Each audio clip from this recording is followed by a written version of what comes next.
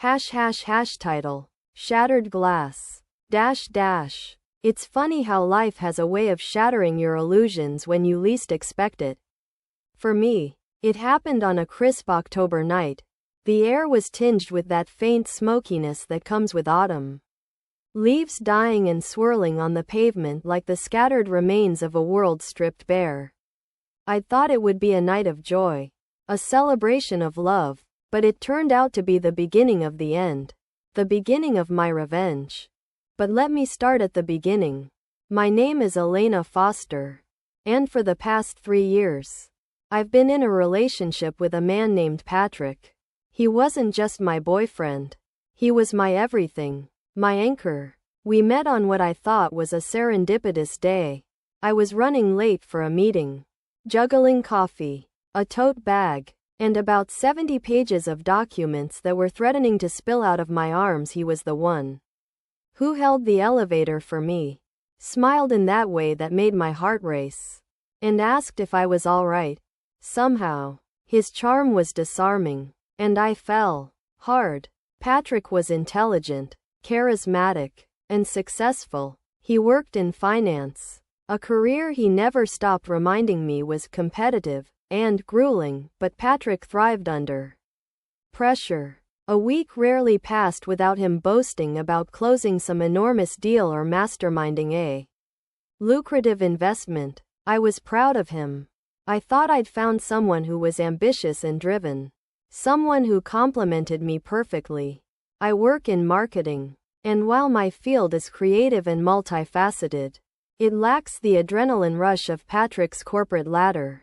He made me feel like we balanced each other, pulling the best parts of each other to the surface. 3 years into our relationship, I thought I knew him. I thought I loved him. But the night I offered him my heart in the form of an anniversary dinner was the night he ripped it apart. I'd spent weeks planning the dinner. I wanted everything to be perfect.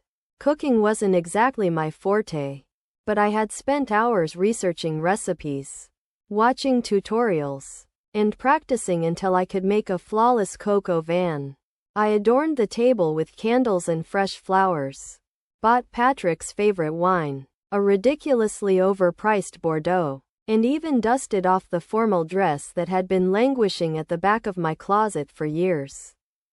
As I waited for him to return from the office, I couldn't stop smiling. He'd been working late so often lately, closing what he claimed was the deal of his career, and tonight felt like a rare opportunity to reconnect. I'd noticed he'd been distant over the past few months, replying to my texts with curt answers, canceling plans at the last minute, and retreating into his phone far too often when we were together. But tonight, I convinced myself, would be the night we reignited our spark. When Patrick finally walked through the door, though, I knew something was wrong. He looked weary, not just tired, but distant, distracted. He barely glanced at the table I'd set with such care, blinking at the candles as if trying to process their significance. "Elena," he said, his voice strained, "I didn't realize you were planning all this." "I wanted to surprise you," I replied, trying to keep the warmth in my voice. "It's been 3 years, Patrick. I thought we could celebrate us tonight." He nodded vaguely, loosening his tie as he shuffled toward the couch. Then his phone buzzed. He glanced at the screen, and something flickered across his face. A combination of panic and irritation. "Work stuff," he muttered quickly, slipping the phone into his pocket as if I hadn't noticed. I didn't push him at first. I clung to hope, desperate to salvage what felt like slipping away from me. But even as we ate, Patrick was somewhere else. His phone buzzed 3 more times, and with each vibration, he became tenser, glancing at me like a trapped animal caught under a predator's stare. Something gnawed at my chest, painful and sharp. "Patrick, is everything all right?" I finally asked, breaking the silence as the candles continued their slow march toward oblivion. "What?" He blinked, startled. "Yeah, of course. It's just work." Lots going on right now. His answers were becoming more clipped, more rehearsed, like tiny barbs cutting into me. And yet I still tried to believe him. I still tried to be the trusting girlfriend, the one who doesn't pry. Until he went to the bathroom and left his phone on the table. I'll never forget the moment I saw her name light up the screen. Madison. I didn't recognize it at first. Didn't connect it to anything familiar. But I noticed how her name was accompanied by a red heart emoji. My stomach lurched, the wine in my glass suddenly tasting sour as bile rose in my throat. I shouldn't have touched his phone. At least that's what the rational side of my brain said. But rationality evaporates when your heart cracks wide open. I reached for it. I read the messages. Her texts were flirty, intimate, and brazenly suggestive. "I miss you," one said, followed by a photo of her in lingerie. Another message made my skin crawl. "Last night was incredible. Can't wait for our weekend in Aspen." Less than 3. Aspen. Patrick had told me he was going on a business trip. I felt sick, trembling as I stared at those damning messages. My world was crumbling around me. And the man I thought loved me wasn't just betraying me. He had built an entirely different life behind my back. The depth of his deceit was staggering. And the weight of it made me feel like I couldn't breathe. When Patrick returned to the living room, I was still holding his phone. His face paled when he saw me standing there. The screen pointed squarely at him. "Elena," he started, but I didn't let him. Shattered glass. Continued. I didn't let him finish. My chest heaved with anger. "Who is she?" "Patrick?" The words came out sharp, venomous, chipping away at whatever illusion remained between us. "Elena, you don't understand," he stammered, stepping forward, palms up as if he could physically contain the explosion he'd triggered. "It's not what it looks like. Let me explain," I scoffed, shaking my head so hard that loose strands of hair stuck to my damp cheeks. I hadn't realized I was crying. My legs felt weak, and I grabbed the back of a chair for support. "Not what it looks like? Are you kidding me?" My voice cracked. "I just read her texts. Patrick, last night was incredible. Weekend in Aspen. How am I supposed to believe anything you say?" Quote. He reached for me, but I stepped back so quickly. The chair wobbled. The air between us felt suffocating, thick with betrayal. The romantic dinner, the candles, the effort I'd poured into making this night special. It was like a cruel joke now. How could I have been so blind? "Elena, please." His tone became pleading. It didn't mean anything. That made me laugh. A bitter, hollow sound that echoed in the room. I wiped my tears away with shaking hands, glaring at him. "Didn't mean anything? That's rich. Patrick. Another woman in your bed, planning vacations, texting you every 5 seconds. And you have the audacity to tell me it didn't mean anything? Do you think I'm stupid?" Quote. He looked away, his jaw tightening, and for the first time, I realized he wasn't actually sorry. He wasn't apologizing because he regretted the betrayal. He was apologizing because he had been caught. The realization burned through me like wildfire, igniting a hatred I didn't know I was capable of. This has been going on for months, hasn't it? All those late nights at work, all those canceled plans. I spat the words at him, the fury in my voice rising like a wave. "I supported you. I believed in you. And this is how you repay me?"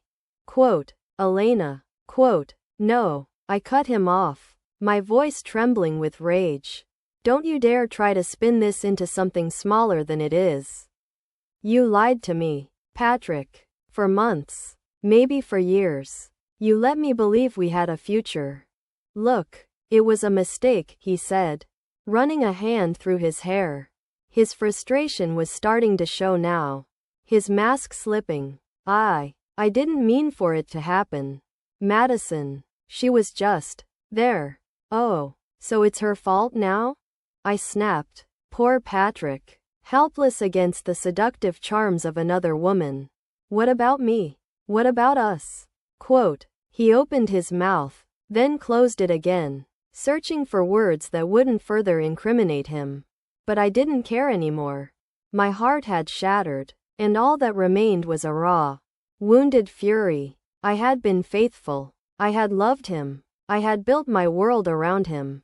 And he had destroyed it with a smirk and a string of excuses. But I wasn't going to sit there and cry anymore. No. Patrick would pay for what he'd done.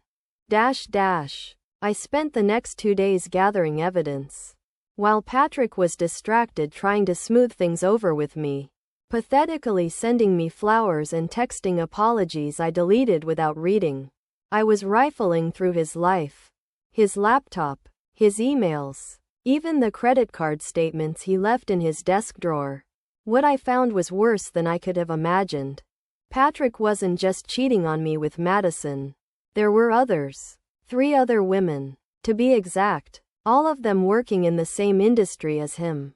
He used business trips and conferences as an excuse to take them to hotels, wine them and dine them, while I stayed at home thinking he was working himself to the bone. He told me he was exhausted. He told them they were the only thing keeping him sane. The lies were endless. A web so tangled I didn't know how I'd missed it. But his deceit didn't stop at infidelity. Patrick's deal of the century at work wasn't exactly legal. Through the emails I accessed on his laptop, I uncovered the truth. Patrick had been manipulating financial records to inflate the value of his projects. He'd been pressuring junior employees to fudge numbers, silencing them with bonuses and threats. He wasn't a genius investor. He was a fraud, a con artist making millions by breaking the rules. I didn't just have dirt on Patrick. I had enough to burn his entire world to the ground. The revenge started small. I knew Madison was attending the same corporate gala as Patrick in 2 weeks. A swanky black tie event where executives showcased their successes. I also knew Patrick planned to take her as his +1. He hadn't told me this, of course, but his email correspondence revealed everything. He'd already booked a private suite for the 2 of them. I waited until the morning of the gala to send Madison screenshots of Patrick's texts to me. The romantic ones. The ones where he swore he loved me and wanted to marry me someday. I attached screenshots of his texts to the other women as well. Just for good measure. It wasn't hard to find her email address. Her LinkedIn profile had the contact listed publicly.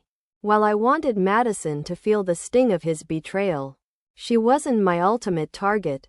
Patrick was the one who needed to see his kingdom crumble. Sure enough, Madison didn't show up at the gala.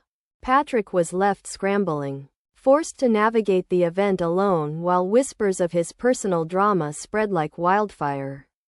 I heard from a mutual acquaintance that he drank too much that night, making a fool of himself in front of his colleagues. It was only the beginning. But I wasn't done. I sent an anonymous tip to his company's compliance department, attaching copies of the incriminating emails I'd found. I made sure every detail was outlined. The falsified records, the pressure tactics, the manipulation. By the end of the week, Patrick's firm had launched an internal investigation. He was suspended pending further review. His reputation on the brink of destruction. The fallout didn't stop there. I forwarded the same evidence to a financial watchdog organization, ensuring that Patrick's fraud received the scrutiny it deserved. Within days, he was the subject of online exposés. His name plastered across articles accusing him of corruption. Social media lit up with outrage. His once polished image now reduced to nothing more than a cautionary tale. As his career disintegrated, I couldn't help but feel a dark satisfaction. He had stolen parts of me. My trust, my love, my hope, and now I was reclaiming them. Piece by piece. I didn't just want revenge. I wanted justice. The last time I saw Patrick, he was desperate. His suspension had morphed into termination. His bank accounts frozen under legal scrutiny. He showed up at my apartment, unshaven and hollow-eyed, begging for my forgiveness as if that would undo the damage. Elena, he choked out, standing on my doorstep, rain dripping from his coat. Please. I know I messed up. Okay? But you're the only one who ever truly cared about me. I need you. I stared at him, unmoved. Gone was the polished, confident man I'd once loved. In his place stood a broken shell. A man who had destroyed himself with his own hubris. Patrick, I said, my voice calm. I see. You didn't just mess up. You destroyed everything we had. You betrayed me and used me. You don't need forgiveness. You need to face the consequences of your actions. He opened his mouth to argue, but I slammed the door before he could spew another excuse. Let him face the storm alone. It's been almost 6 months since Patrick's downfall. His story has become infamous in his industry. A prime example of greed gone too far. Madison and the other women want nothing to do with him. And his former company is still unraveling the extent of his fraud. I've moved on. Not just from Patrick, but from the pain he caused. It's not easy rebuilding yourself after betrayal. But there's strength in reclaiming your self-worth. Sometimes, late at night, I think about Patrick. I wonder if he's still sitting in the wreckage of his life, trying to figure out where it all went wrong. And that's when I smile. Because no matter how much he pleads or regrets, he'll never undo the damage he caused. Not to me, not to the women he deceived, and not to the career he destroyed. Revenge isn't always sweet, but justice? Justice is delicious.